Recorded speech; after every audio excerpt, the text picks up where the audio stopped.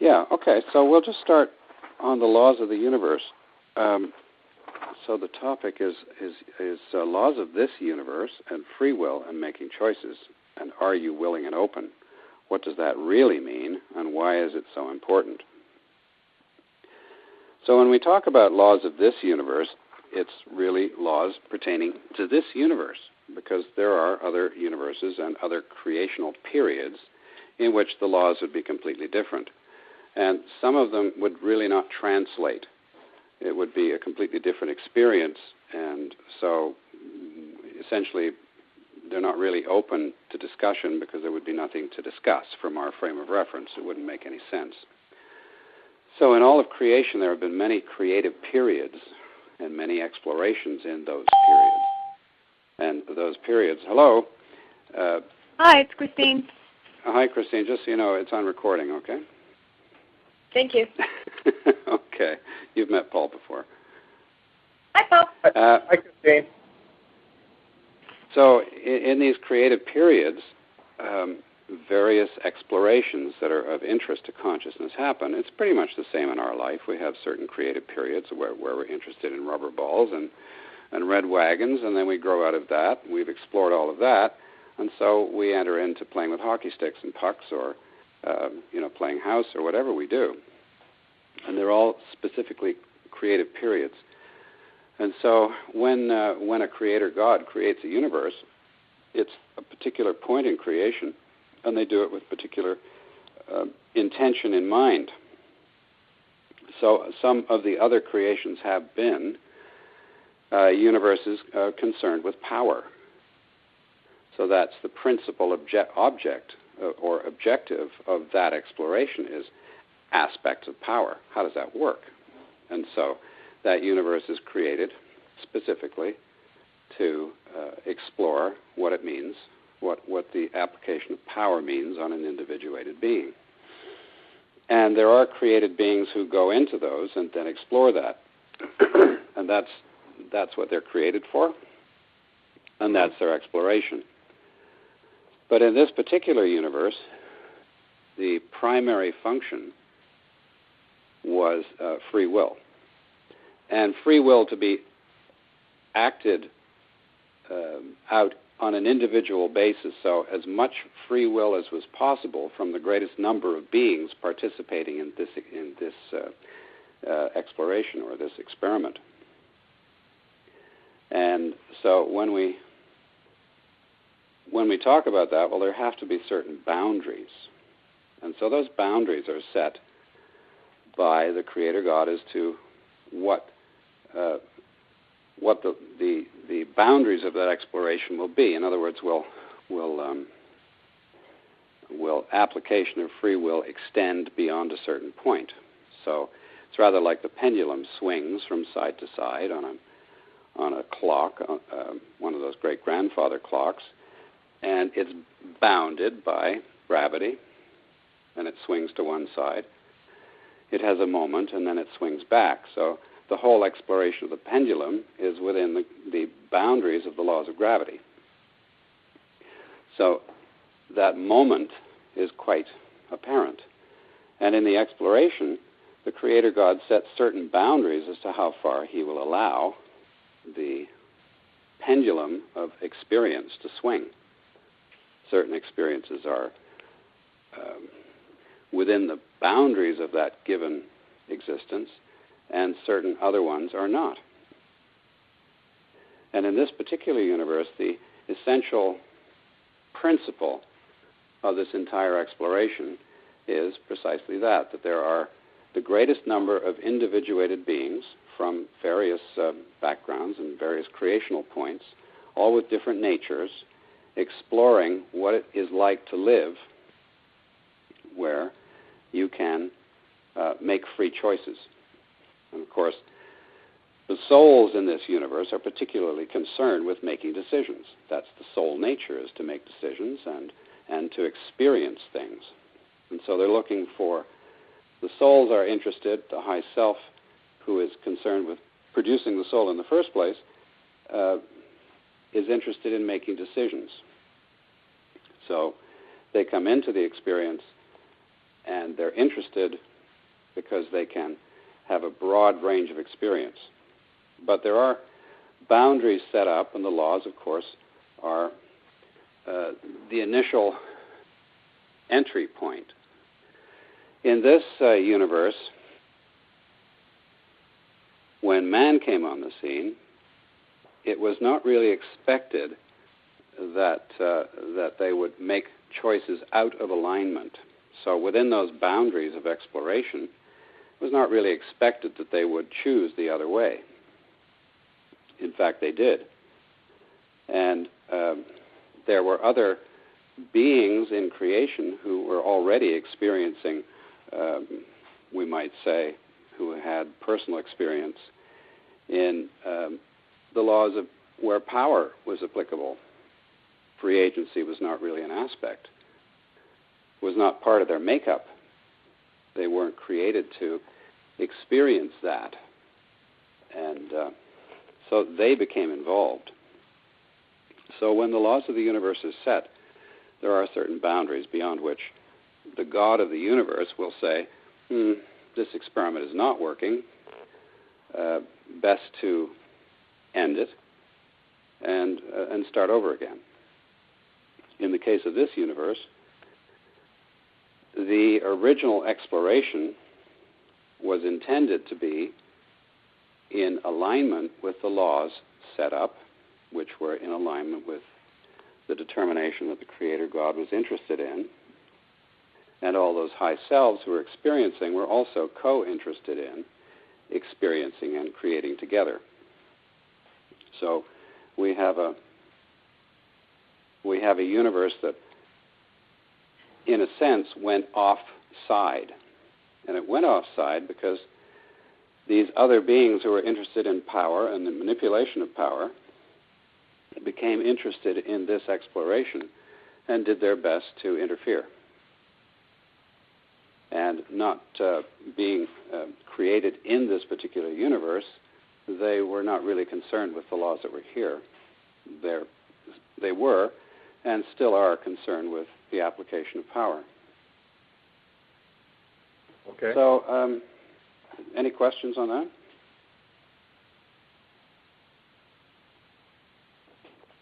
How can beings from another universe enter into a new universe if one universe experiment is collapsed and a new one started?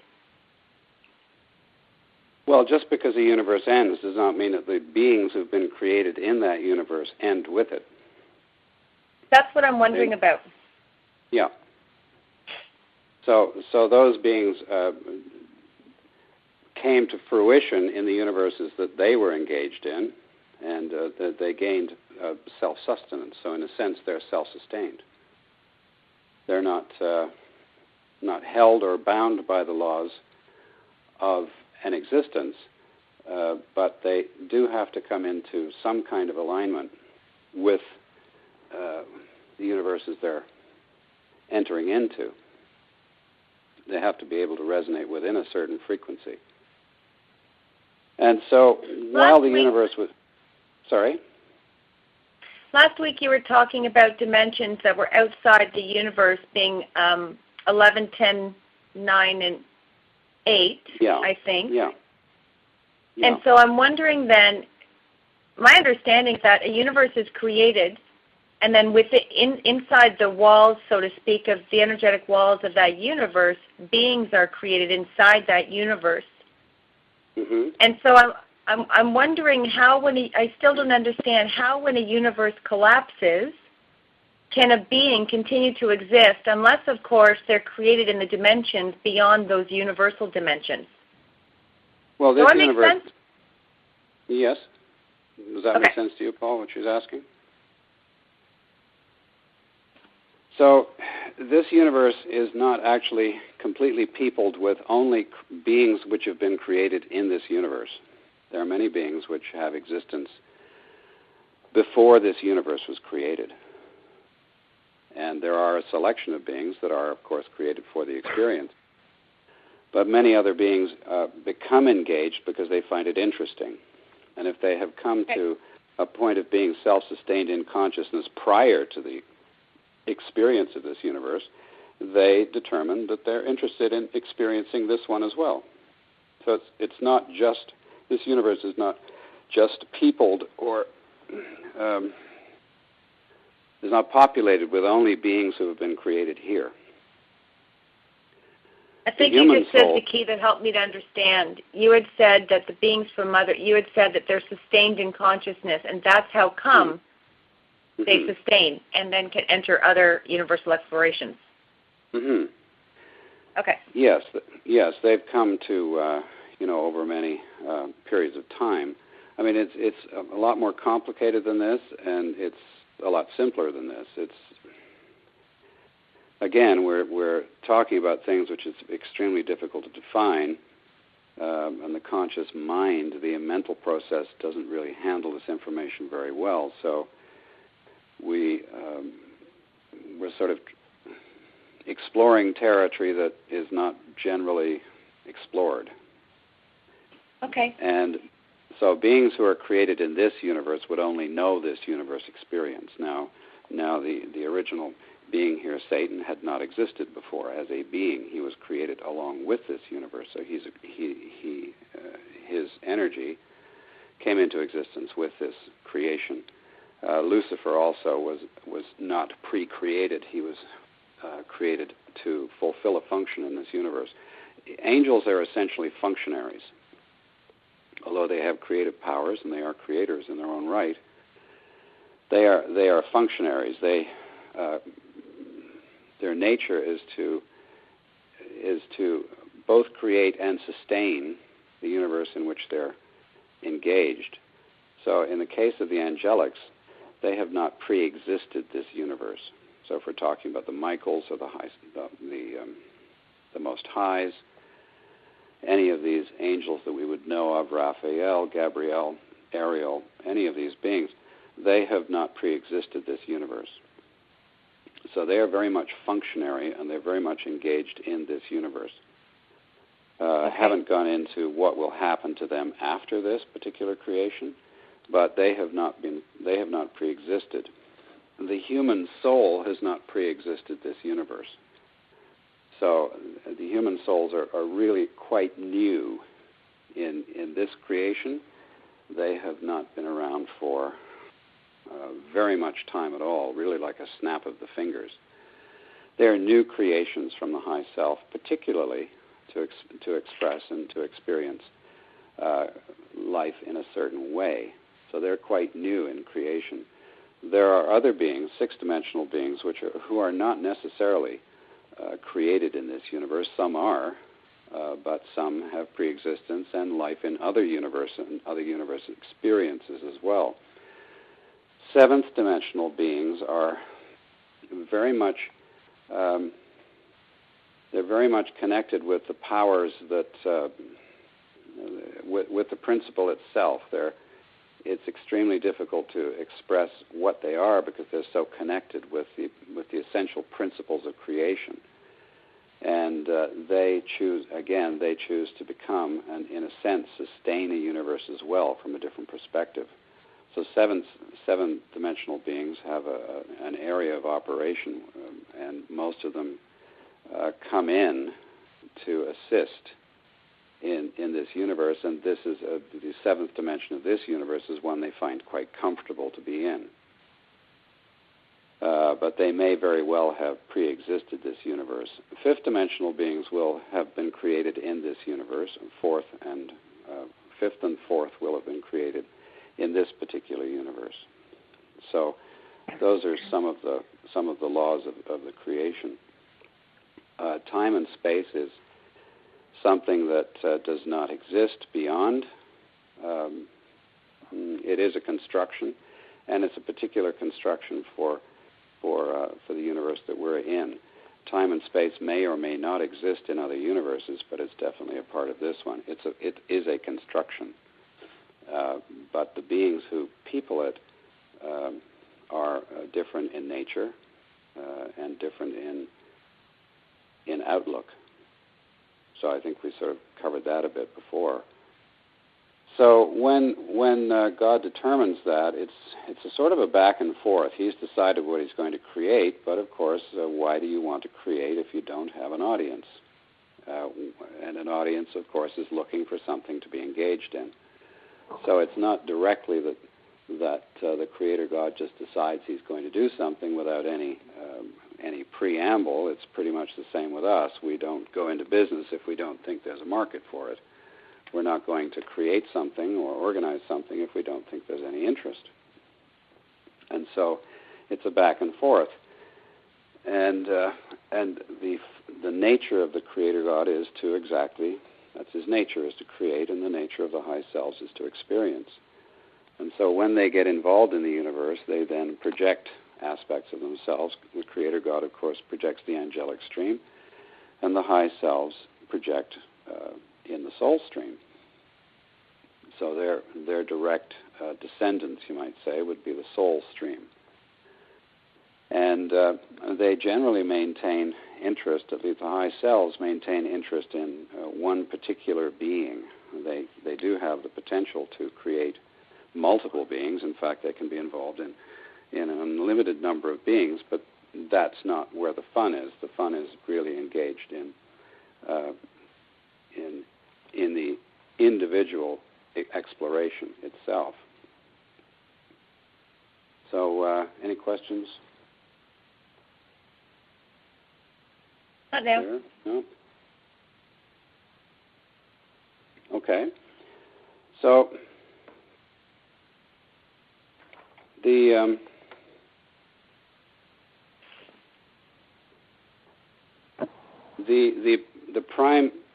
prime directive there for the angelic stream is that they do have the potential, as do all conscious beings, to make choices, but their nature essentially is that they're created and they don't really have choices to make. They really just do and are how they are created. On the soul stream, though, of course, free will and making choices is part of the nature. So this universe is a place where they can exercise maximum ability to make free will choices, to make choices. And that's the interesting part, is making choices.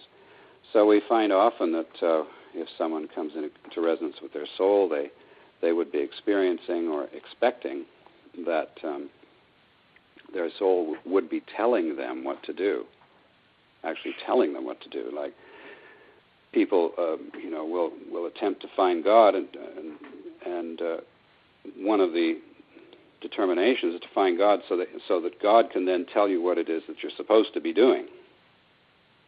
And in the case of angelics, that is their nature. They have a tendency to take direction and to simply want to know what I do next.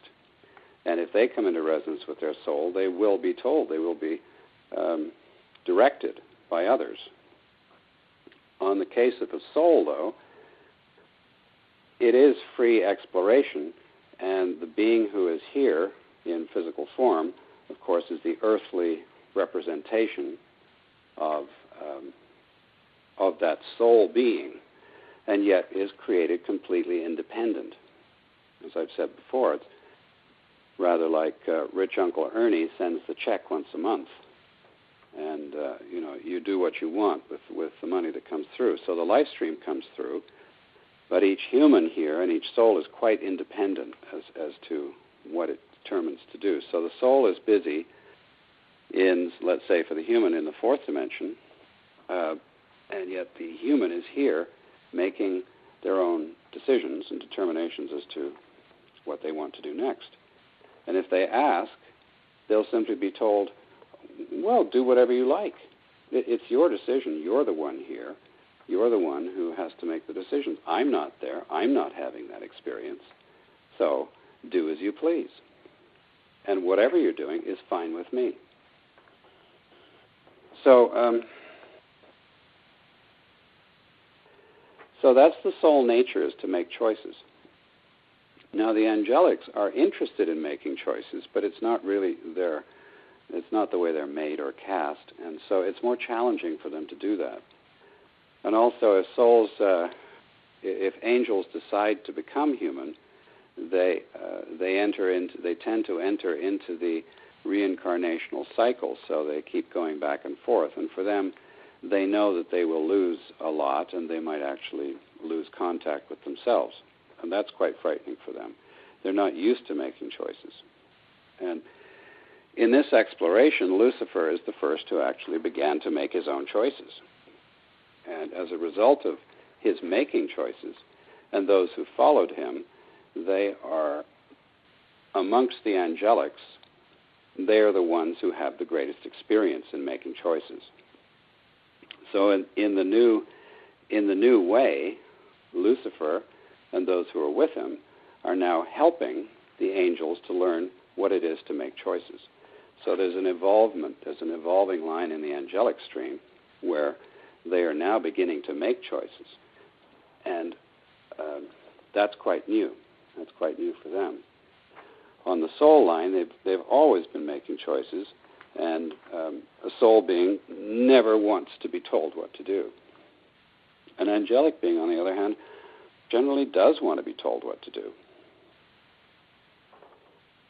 So that's free will and making choices, and all of that is coming into a new place. As I said, the angels are not, they're not used to it. They're new to making choices. The souls always make choices. That's just the way they are, and that's part of the essential nature of the high self stream, is to experience. And to experience, you need to make choices. But if you're part of process and really very much of a functionary, you're not really in a position where you need to make choices very much. It's pretty much plain and clear as to what you're doing. So, any questions there? Does it make sense? It does. Okay. So, willing and open. And this is a time where the influence of the dark forces, or those who have been aligned with evil, are being somewhat lifted. They have been lifted, and people are beginning to understand that they need to make choices. And if they don't make choices, nothing will change. And so that's the new direction, is people taking the responsibility, making the choices, and recognizing that in making choices is truly the only way forward. So the requirement for being in fulfillment of this is really quite simple. It's to be willing and open. Willing and open. And what does that mean? Willing and open to be in alignment with consciousness, and to start making choices which are in the healthy boundaries, as opposed to choices which are leading outside of the experience. So when we engaged in this, the requirement was, well, they just need to be willing and open. And that's fine, it's just two words. But it's not so much the words as entering into the state of being willing and open. And willing and open to any change that happens to take place. Whatever's going on, well, I'm willing to experience this. And being open to what is going on in the moment. And, Eckhart Tolle talks about this. All enlightened beings talk about this. Being open, to be open to the moment. And how does that feel? And does this feel right? Hi, Jonathan. Hi, Jonathan. Hi. Oh, Bonnie. Hi. Hi. Sorry, it's Donna. I was going Donna, hi. Sorry about this. I was going to put the mute on. I just came in, and is it Okay. *6? No, that's fine. Put the mute on. That's fine. Just so you know, I'm recording this. Okay. All right. Is it *6? Or? Yeah, it's. I tried 6. It must be *6. I'll try this. Yeah, *6. Yeah, that's it. So that was the latest conversation we had, and then we began to understand willing and open. And Paul, you've experienced this, and others who are engaged in attempting to help people move forward. Is they need to be willing and they need to be open, otherwise nothing happens. And right. So I suppose recently we began to understand that even though these things sound simple, it's really people who are quite advanced who act in this way. And it's been really quite pressed to us that really is the essential ingredient for moving into the flow of consciousness. As they've said to us, you humans, you plan everything. We don't plan, we flow. We flow with what's going on. Oh, you humans, you want to know the answer for everything. Well, we don't know the answers. We have yet to experience that. We don't know how it's going to go. We have an indication, but there are no absolute certainties. Aside from, of course, the laws of the universe of the certainties. But the laws of the universe can be changed around certain parameters. In terms of the law of this universe, to remove free will would not be one of those parameters, but to expand on the ability to exercise free will would be parameter. It would be a parameter by adding another level of depth to that, by adding another texture to it, by allowing for further exploration. But the important part is to be in alignment, too. So when these, when these adjustments are made, then it's rather like using Windows to XP, and then you move to Windows 7. The platform is the same, but there's a great deal more depth, more usefulness in the other program. And certain aspects and attributes of the old program no longer operate. So in this particular universe, those attributes are, in a sense, the limiting of choices.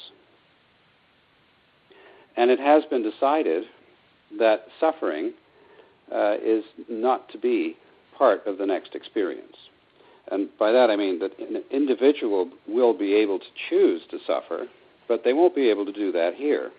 This will not be a place where any being will be able to engage in a life or an existence of suffering. That has been found to not be worthwhile. At least it's been explored in the same sense as we explored the Red Wagon and the dolls. It's been explored, everything's been played with, and there's nothing further to be learned. So the imposition of suffering by dictators, the imposition of suffering by unjust governments will simply not be supported anymore in the new program that's been instilled. So choices along those lines will be restricted. And to do that, people have to make correct choices. And they have to, once, at this particular time, they must make the choice to be willing and open to moving forward in alignment with consciousness. And that's a one-time choice. And then they grow into that and continue to move forward, making better and better choices until there really is only the choices in alignment that will be made. So there's an adjustment period as we move from one way of being to another way of being. Does this all make sense? Perfectly, okay. Yeah. Any questions?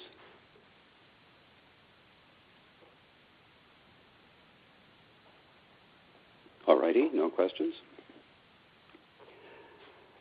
So that's what happens in terms of the laws of this universe. The creation of the universe and the laws of the universe are the boundaries of the exploration and how that universe is intended to unfold. There is a plan. There is a expectation. There are a series of events. It's very organic, and there is a direction. And of course, all beings are are told before they come in that these are the rules of this particular engagement. So at the end of it, those who don't wish to come into alignment will actually not exist in this universe.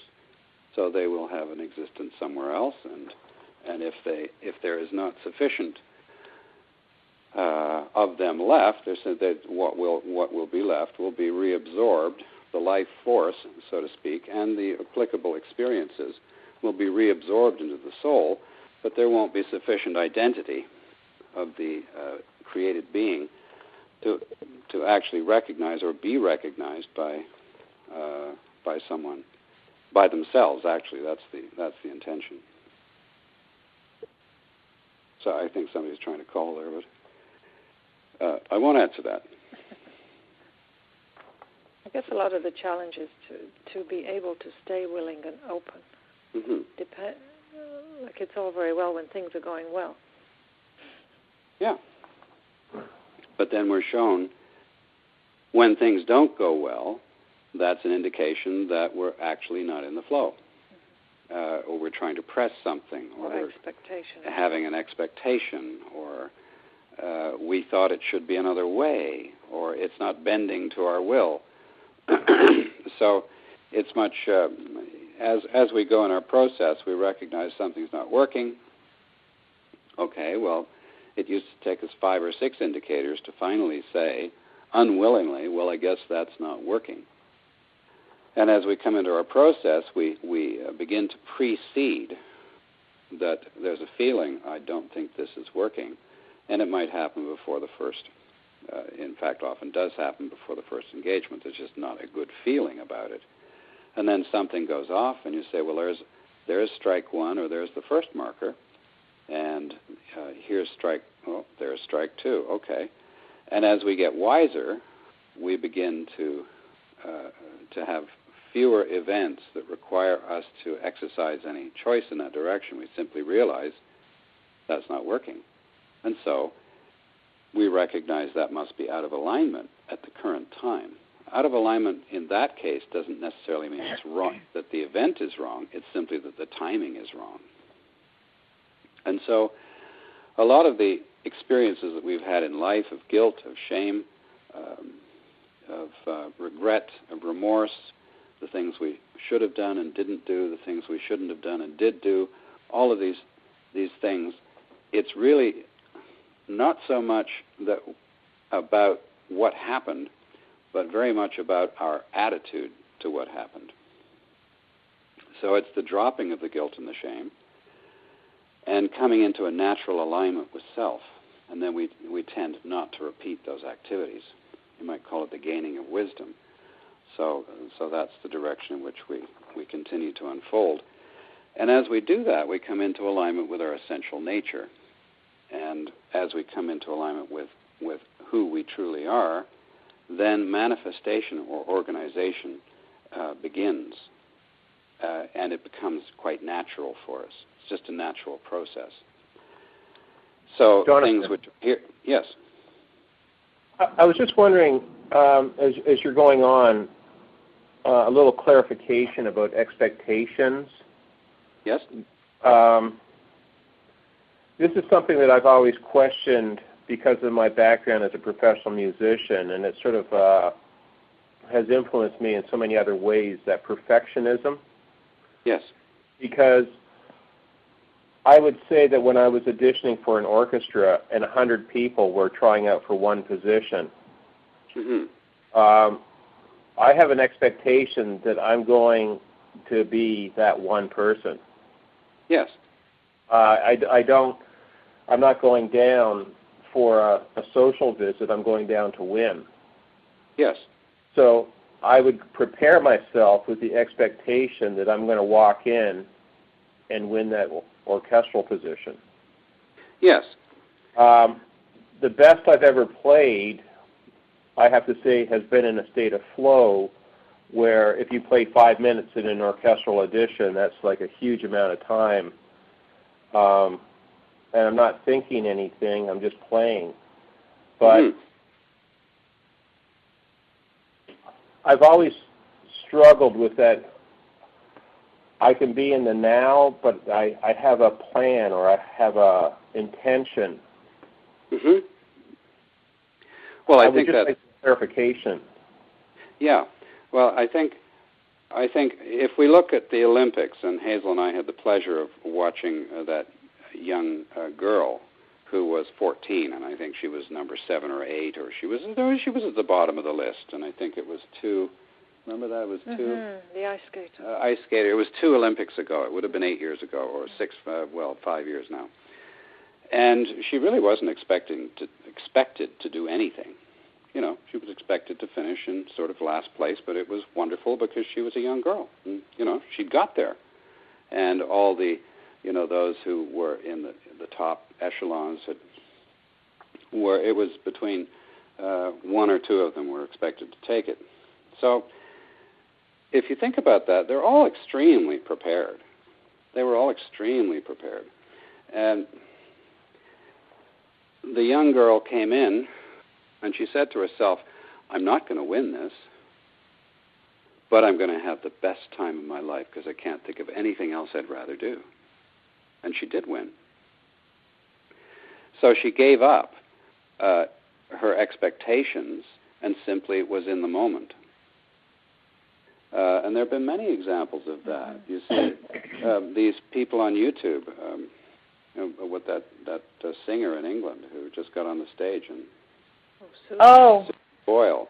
Susan Boyle. Yeah, she's amazing. Yeah, these things where someone comes out of the woodwork, you never ever think that they would do it, and yet they do, and they tend not necessarily to have an expectation, but simply to be present in the moment in what it is that they love to do. So, from a performance background, you would have had talent, you would have had the preparation, you would have had the experience and the years of playing, and you also had the ability to, as you said, go into that space and simply be present in the moment. And that's what everyone is looking for. So it's the state of you might say, expected preparation, where you've prepared for that event, and then you just let it go, and you probably have difficulty even remembering. The time disappeared. Yeah. There was no time. You don't know how long it was. You essentially had a spiritual experience in that particular audition. So expectation is one thing from the you might say the preparing. There's an expectation that you're going to come out of it, and yet your beingness is what did appear, and it's why you got the position. Okay. You see? So there's the egoic, you do your best to prepare, of course you do, and you do everything that needs to be done in the most mindful way, and then essentially, you know what I'm saying, you throw it all away. Like you throw the technique away, you throw everything away. You're not remembering 1, 2, 3. You're not counting. You're not doing anything. You're totally prepared so that now you're a master. And you're in that moment. There's nothing else needs to be there. Only you. With the skill sets that you've acquired through many years of many years, if not lifetimes of effort. You know, and so does that make any distinction? Yes, that's very helpful. Okay, and you know we have I have a friend who I'm surprised he's not on tonight. I don't know, he probably dialed the wrong number again. He tried to get gave him the right numbers, but anyway. And he's a concert musician, and was playing on the stage at 12 years old. You know, with Roy Thompson with the Toronto Symphony, and then went to Europe and did that whole gig. And everything was work. You know, there's a mistake there. Correct. And you know, music it's extremely critical. You can't make one. You're aiming for perfection, which is very difficult. And then he would get on stage, and of course it's all forgotten. And the light shines down from heaven on him when he plays. And it's like, where did this come from? It's essentially transcending self when we're in those positions. So with the bubble, we learn to live from that transcendent point, or continually connected with that ability in any given moment. And that's essentially the difference between a learning individual and a master individual. And so all of these carry through into various arenas of our life. We're no longer approaching situations with fear or trepidation. There's nothing to be lost, and there's nothing either to be gained. It's simply we are who we are, doing what it is that we enjoy doing. And it takes a lot of preparation to get to that place. So, but in terms of expectations, I think I was really more relating to expectations that something will be a certain way, and it ends up not being that way. That a certain situation will end up being a certain way, and someone may have seen it that way, and yet there are many events. When you're performing yourself, you have the prepared space in which you're expected to perform. But in day-to-day life, things get in the way. Other people are engaged in not being in the flow. We're dealing with much stress, and so certain people do not act in an expected way, or situations do not unfold in an expected way, or we expected more of a situation, and that tends to lead to anger. And so anger, in a sense, is unmet expectations. And it's also frustration as well, is a sort of subverted anger, where somehow disappointment, other things can lead to depression, which is sort of inverted anger, that it didn't turn out the way we were expecting it. So that comes into the controlling, ourself, in which case we're not in the flow, attempting to control others when we really, we're not allowing them to be who they are, or also in the case of many nations where they simply expect to be controlled. And that is part of the slave. That is part of the slave training, is expecting to be told by boss man what to do. Organizations and corporations expect us to say, yes, Maza. They expect us to say, yes, Master. What will you have? What will you have me do next? And so that's imposed servitude, as opposed to serving from the actual free self. That's a totally different type of service. So again, aspect how they come in alignment, out of alignment. It might be in alignment with the boss, but it's actually out of alignment with the universe. So that was really more what I meant by expectation, but I do understand what you're saying. Thank you. Yeah. Any other questions? Lawrence, did you come on the line? No, I did, Jonathan. Donna? Oh, hi, Donna. Yeah, of course. I was thinking about what you said, and I kind of relate it, and probably Hazel might relate to this too, but I relate it to when you teach yoga and you're giving direction or teaching anything, and then the student is so focused on the technique, and then you say, well, let go of the technique, and what is the sense of feeling? Because it's the feeling that is more important than the technique. Yes. Right? Absolutely. Yes. And I would say the same would be true for you you got into the feeling of it in your fabulous auditions. And so, in a sense, we lose ourselves. We see it when we watch these dance programs. Yeah. And these kids, they're very young, but they're quite, they're quite masterful. But you'll see them, they'll make a transition, and often when it's an exquisite performance, you see them come out of state. You see them at the end. And there's a look where their eyes are lose the glazed over and they come back and they can't believe they did that. There's another example. Hazel and I were in St. Lucia, sitting by the pool, and there were tall, black, statuesque women with great shapes and feather hairdos and little bikinis with feathers on them, and they're coming out and they're all glitter. I mean, the glitterati. And they came out to the pool, and one looked at me, grabbed my hand, and they were doing limbo up in the front. Well, Hazel can tell you, I'm the stiffest, most unlikely person to do any such thing.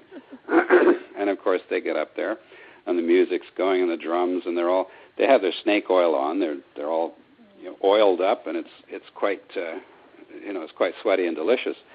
And so we got up, and they had a bunch of us, and they had us go into these things. And I'm 6'2", and there was a cook in the kitchen who would come out any time they were doing this, and he was actually on the other side of the limbo bar. And he looked me in the eye, and I got into the vibe with him, and I got right down. I mean, it's a physical impossibility for me to do it. It's absolutely it's impossible. But I got into the vibe of that place. I was exactly with him. We looked at each other. We communicated. As he went down, I just followed him. I didn't come anywhere close to falling, but I don't know how far my back was, probably 6 inches off the ground. It was a literal impossibility. But I entered into that state. So that's the state of mastery, which can actually be entered into if we allow ourselves to go there. And we forget ourself, who we perceive ourselves to be, much as possible. So this whole process is allowing us to come into that state of delicious living where it just kind of happens. So we have people telling us, manifestation is instantaneous, or this is wonderful. Things are I think of it, and boom, it's there, or I feel I'd like this, and boom, it's there within minutes. So this is how we come into resonance with our soul. So in a sense, it's not really about the laws of attraction, as more the laws of resonance, which are natural and very much associated with our soul nature. Laws of attraction are different in each stage. Laws of attraction work differently in different places. But when we actually enter into the resonance with our soul, well, our soul has precedence over all those places. So we are manifesting from a different place. Just in the same way that, stiff old Jonathan, who cannot touch his toes. I mean, I cannot come past my knees if I bend over, never have been able to. There I am, looking like a professional. And, people at the resort said, they came, "You're a limbo man," I was limbo man and this and that, just because I could get into it. I could match the vibe. I don't think you'll ever see it again. But it's those kinds of things. So do you want to explain a little bit more the law of resonance and the law of attraction, maybe? Okay. Well, in the earthly planes, in the physical realm, there's an attraction of opposites. And if we're not in alignment, there is definitely an attraction of opposites. So the duality of situations is quite present. And yet in the whole, there is a wholeness to it. So if you were to think of the circle or the sphere of abuse, the cycle of abuse, you have an abuser and you have an abusee. They each attract the other. So although the abuser would say that, the abuser, when asked, will say, well, the abusee actually told me they wanted to be abused. And the abusee will always look for someone who will abuse them. That's the cycle. So people are generally attracted to people opposite to themselves. And it's so that both can learn in the entire cycle of healing. So the abuser hopefully learns not to abuse, and the abusee hopefully learns not to be abused. And so if they continue in their own work, in their own transformation, they will come to a place where they will have mutual respect for each other and no longer engage in that. So on the worldly levels, the physical levels, opposites attract. You have North Pole, South Pole. You have wet, you have dry. You have cold, you have hot. In the spiritual realms, like attracts like. So when we start to ponder the metaphysical, the spiritual, the unseen realms, like attracts like. And when we enter into the spiritual, which is the transformational stage, we enter into the spiritual awareness or beginning to perceive things spiritually or at cause or source, then we begin to grasp higher principles. So we know that if you're kind to someone, then you attract kindness. So like attracts like. If you're loving towards another being, you attract love back. You are also loved. If you're compassionate towards another, you yourself also attract compassion. So in the spiritual level, we're talking about the law of attraction as likes attracting likes. When we're talking about resonance, a soul resonance, resonance is a way of being. It is the way the soul is. The soul is in resonance with other souls in its own dimension, and when it wishes to converse or do anything, it comes into resonance. And so when we come into resonance with our soul, we begin to leave the third dimensional approach to life, and we begin to enter into the fourth dimensional approach. And the fourth dimension is when you come into resonance with something, it appears. It's simply, you come into resonance with an object, it appears. If you come into resonance with a person of like resonance, so again, like is attracting like. So as we leave our abusive friends behind, as we leave the old ways, we start to come into resonance with people who are in resonance with higher aspects of themselves as well. So like begins to attract like. Does that answer any questions, or is that full enough? Any other areas in there? I was wondering, Jonathan, if you could just expand a little bit on, and I'm not sure how to word this, how to remain in resonance with your soul when perhaps temporarily it is clear to you that you need to remain within an environment that you are not in resonance with. How do you maintain the core of peace in an environment like that, which you know is temporary, but you need to be there? Okay, do you want me to be specific? Okay, and well, no, or is that enough? Okay, because let's say you're in the office that you don't like. I'm not suggesting that you work in an office you don't like, but let's suggest that you do work in an office in an environment that you're not happy or fond of. And let's suggest that you just happen, somebody comes in and says, Christine, you just won the lottery. Well, you're not very aware of the environment that you're in anymore. You've been transported to a new place, and you're not bothered at all by being at the office. So it's a matter of what the current vibration is. It's like if you're in joy, if you're feeling joyful, the office doesn't bother you. And actually, as we progress, people who have challenges become more interesting to us. They don't become less interesting, they become more interesting. We see where they're out of alignment. We begin to perceive them before they perceive themselves. Is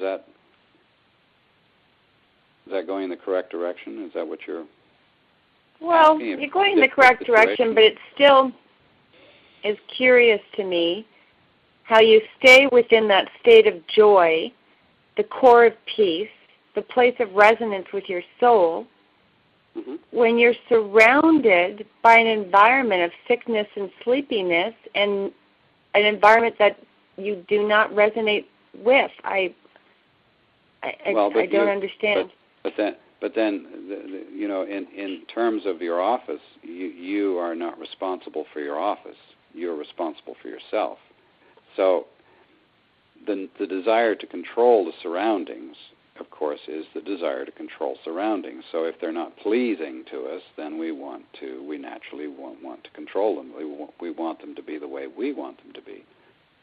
But it's also showing us that perhaps there's another step in the journey, and every time we learn, we generally learn because there's something that's itching us or scratching us, or there's an impulse or a movement from somewhere unseen that it's time to move on, or, I would like something better than this. But the challenge with the office as we come into mastery does tend to fade. It's not as seriously bad as it was before, or else we come to the point where we make a decision to do something else. So, how do nurses and doctors spend all that time in recovery wards, in those kinds of places? It's difficult, but they get used to it. And if they're coming from the correct place, then they're doing it because they wish to be of service where they are. They do the best that they can. Where they are at the time. Yeah. Recognizing that is the best that they can do. Mm-hmm. And then simply letting the rest of it go. Mm-hmm. If there's a neighbor who's yelling, you can go over and ask the neighbor to stop yelling. Unfortunately, with that comes the neighbor having been told by you to stop yelling. So there are repercussions in attempting to control what our neighbors do. Even though it's not correct, sometimes there's nothing that we can do about it aside from accept that's what's happening. And acceptance is the key. Acceptance is surrender. And in accepting how it is, it loses loses the sting, right? Mm-hmm. So you can either move on. So you're given the truth. You can either accept it and stay where you are, or you can decide, that's not what I'm after, I'm moving on. Again, choice comes into the situation. It's about choice, too, isn't it? It's really about choosing. Because, we have a situation here of a period of time in the summer. We have noisy neighbors. So next summer, we're not going to be here. Yeah. We'll choose to go away at that time. So it's to look at all of the aspects that are going on, and then to feel into it. And as we let go of the need to control ourselves or our environments, or the need to be controlled, and these are ongoing lessons. Finally, there really is nothing to control, and then we come into resonance with self. In that process, we come into resonance with self, and we find that we don't have the same feelings towards things as we did. The animosity drops off, the confusion, the frustration ends. We just find that we're perfectly fine, and that's not our stuff. You see, so sometimes these situations are there to show us that we still do have stuff. But that doesn't mean that you won't be in places that you'd really rather not be, but you will be freer to make the decision to move on. Mm-hmm. Does that make sense? Sure it does. Yep. Okay. Any other questions? Any other explorations? Well, it's interesting because not to be controlled. I keep on thinking about all the, thousands of clients I work with at CAMH, for 10 years, that the biggest motivator for them was the pain of their addiction. Yes. And I'm wondering if maybe it wasn't so much the pain, but the control of that substance or that activity, that they finally just wanted to break free from being controlled. But it took unbelievable pain, and some people just never made it. And they would come back because what they thought was rock bottom actually was just a ledge on a fall that was just endless. And it just astounded me at how much suffering they had already gone through and were prepared to even go through further without wanting to make any change. And then those that did, it happened extremely fast sometimes for people. Well, it really is about coming to that point of decision and making that decision, and you know, a lot of those things that they do are really the most painful part. Is the guilt, is their own approach to it. We found in talking with the higher beings that not one of them ever judged any one of us or any action that we engaged in or anyone else engaged in. So a lot of these situations that people find themselves in, it's really, in a sense, you might say, self-disgust. It's not even that what they're doing is essentially bad, but that their approach to it and the cultural position at that time does not support that. You know, in the last century, people who worked in the railroads, the navvies building the canals, those people got a gallon of beer and 2 pounds of beef every day. In the Royal Navy, they were drunk the entire time that they were floating. And at the time, culturally, it was difficult. In France, they don't really have drunks. Everybody drinks from the time they're small. In Switzerland, everybody smokes until they're 95 years old. In public, they don't really care. They don't believe certain things. So a lot of it's cultural. But, yeah, the desire for being controlled, yes. And it's also soothing. It's a way to soothe, and sometimes it's a way to ground as well. It's a way for people to ground themselves. So, yeah, that desire to be controlled is it also, for people, if a girl has been, controlled by her mother or father, she will look for someone who will control her and tell her what to do in her married life.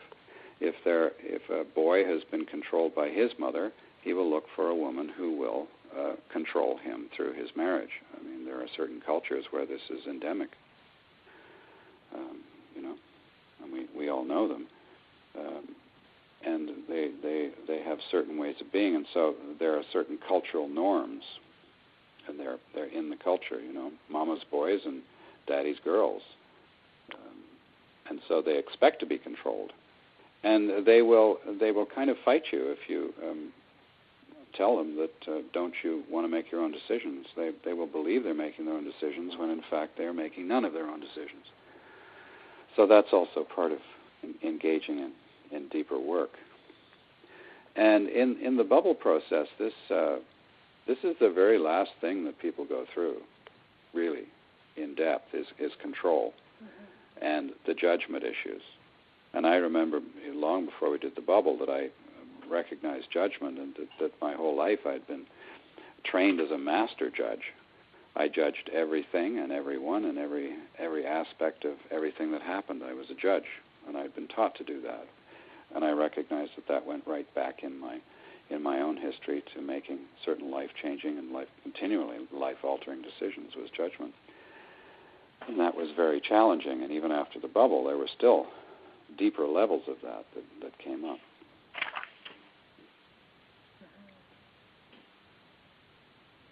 Any other questions, Donna? Anything? No?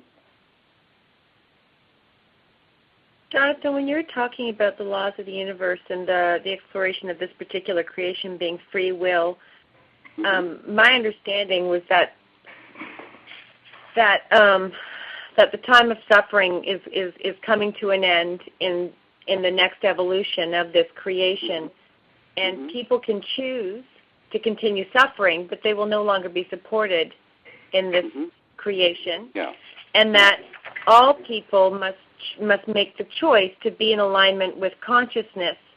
So I'm thinking of, there are many people out there who are very asleep, very unaware, and they don't even have people around them.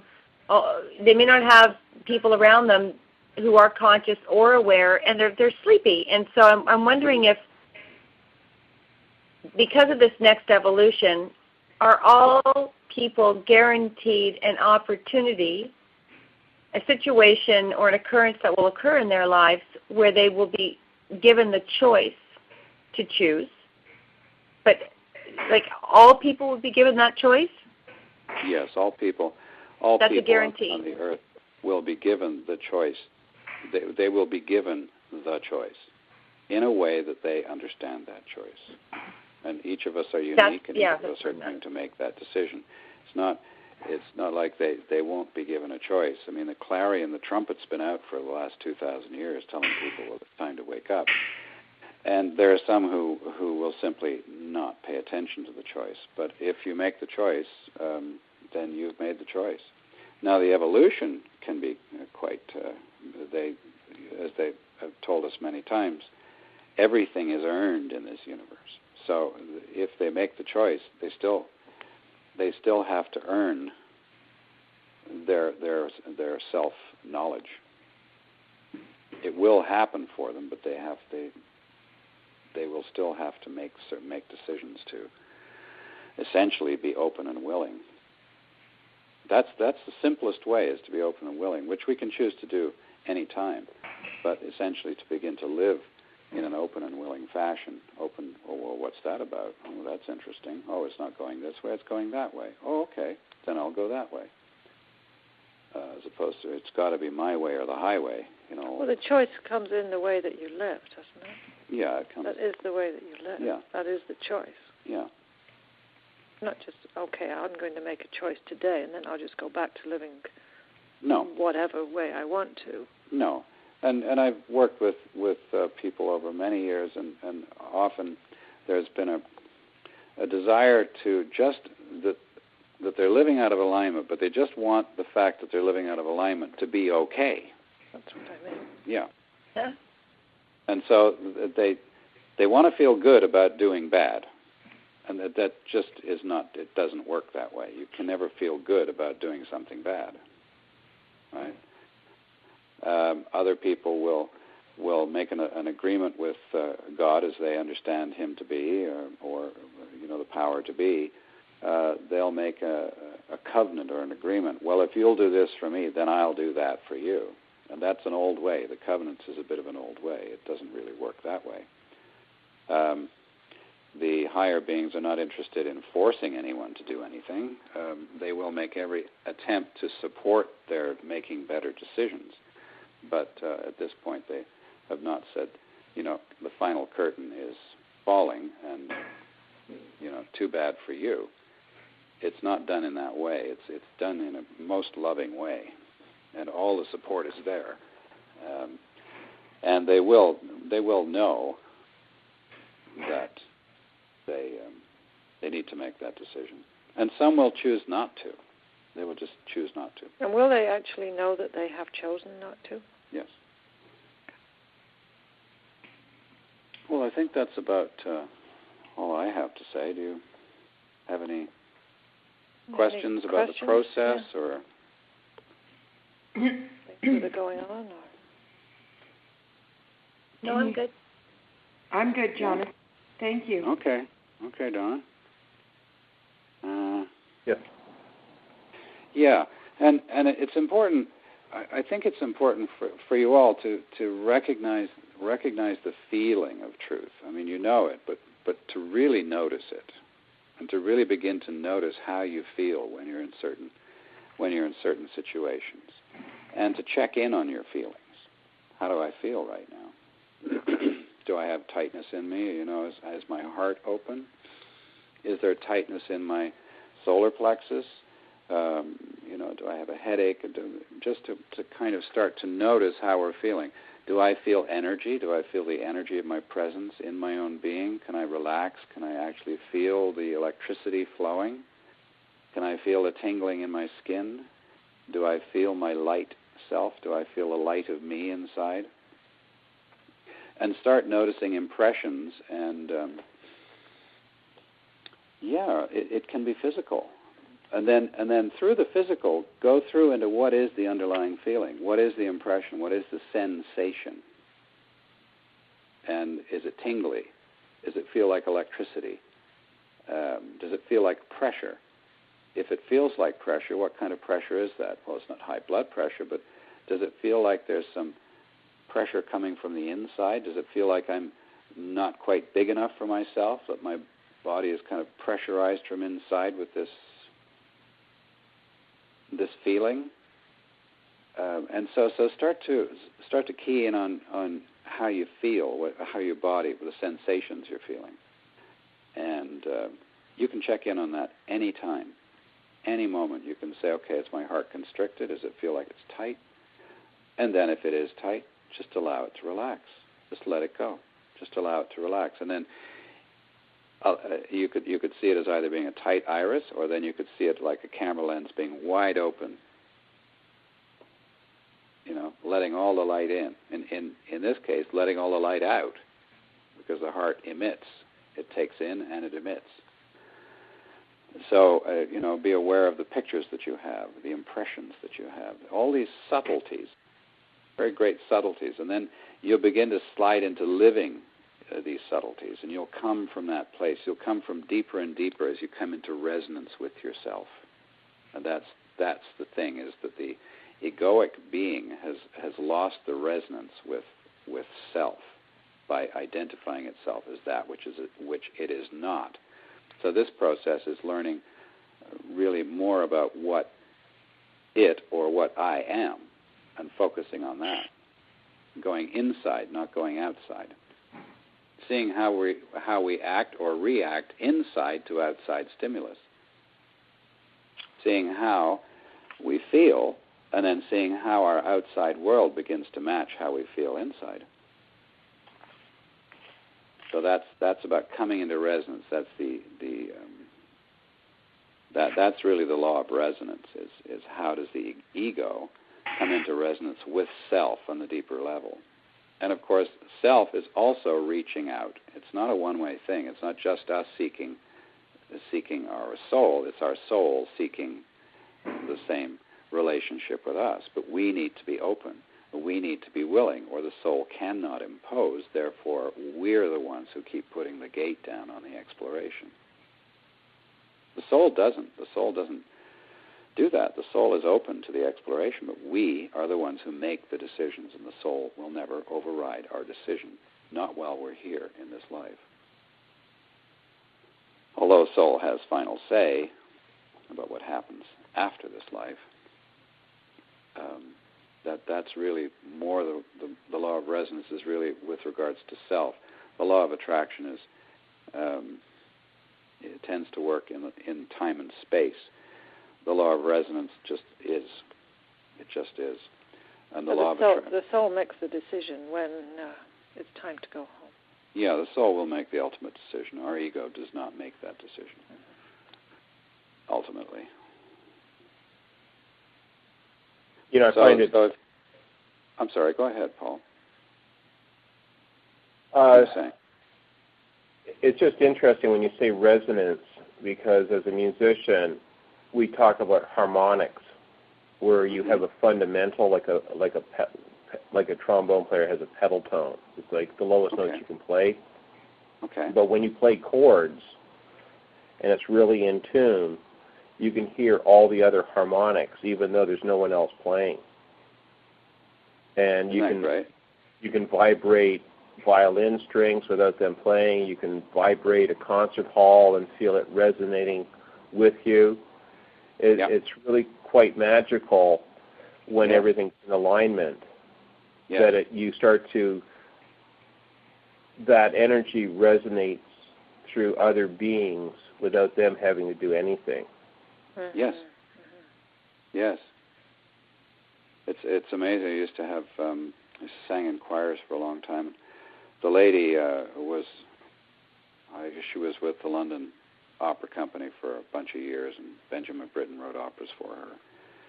And she used to sing, and when she put that, she was soprano. She really had more of an alto tone, but she was soprano. And you'd feel your whole belly resonate at the back of the room. She'd shake your whole body with that voice. Yeah, musicians understand this. It's so natural. It's too bad Lawrence is not on. Yeah, it's too bad. Too bad Lawrence isn't on this call. Next week he was supposed to, but he probably dialed the wrong number or something. Anyway, these things happen. Yeah, so it's, and then when we come into resonance, we know it's truth. You know, there's a resonance for truth, and that is the truth of our beingness, and that is our nature, and it's just as joyous for anyone who comes into resonance with themselves as it is for any other being to come into resonance with themselves. And even though they're individuated, the feeling is the same.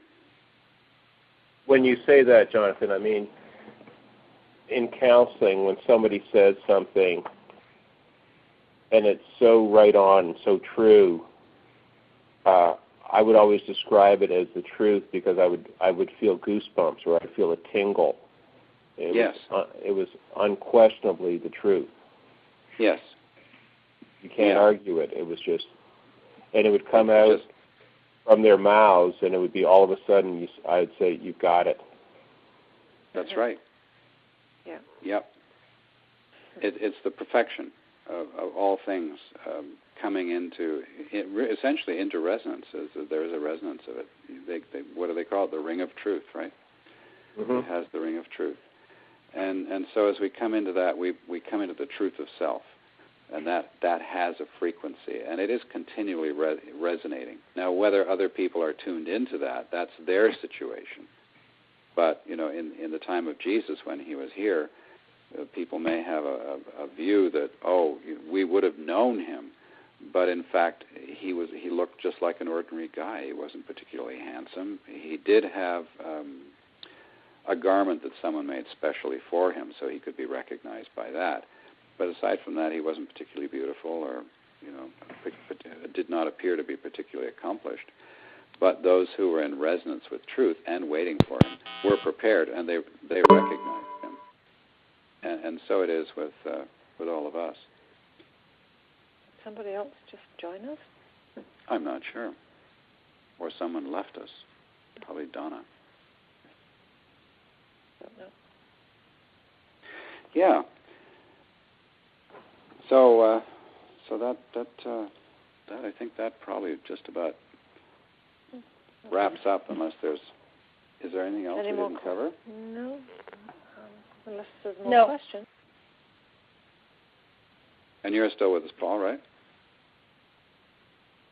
Yes, I am. Oh, okay. Okay. Well, thank you so much. Well, thank you. God bless Thanks each a lot, of you Guy. for the week, and we'll talk with you next week. Mm-hmm. Okay, great. Have a great week yourself. Okay. Bye. Thanks. Thank you. Bye. Good night. Night.